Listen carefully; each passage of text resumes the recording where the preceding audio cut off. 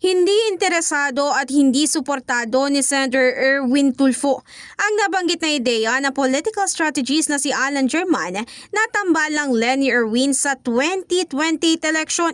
Ayon kay Tulfo, mas mainam pa raw kung manggaling sa Liberal Party ang maging kasama ni dating Vice President at ngayon Naga City Mayor Leni Robredo sa pagtakbo. Ito nga lang ay kung sakali man na mag-iba ang desisyon nito. Anya, ayaw na raw niyang sumalang pa o tumakbo sa mas mataas na posisyon dahil tsak niya na mahirap ito. Alam mo, pag tumakbo ka na naman, problema, sabi ko nga din sa CCOS ko, katatapusin natin mga banat, papanada na naman tayo after. Ayun, ayoko na, pati pamilya ko, ayaw na ng mga intriga, mga ingay. Kasi pag takbo ka sa mas higher office, kawawa ka. Giit pa niya wala rin daw sino man na makakapang-engganyo pa sa kanya na tumakbo bilang vice-presidente.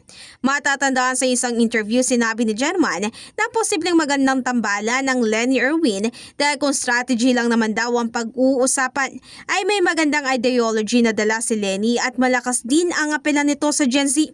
Samantalang si Senator Erwin naman daw ay popular pagdating sa publiko. Pero sa kabila naman ito, una na nilinaw ni German na base lang sa strategy ang binanggit niyang tambalan at hindi raw ito ang kanyang isinusulong. In the heart of changing lives, ako si Brigada Ann Cortas ng 105.1 Brigada News FM Manila, The Music News Authority.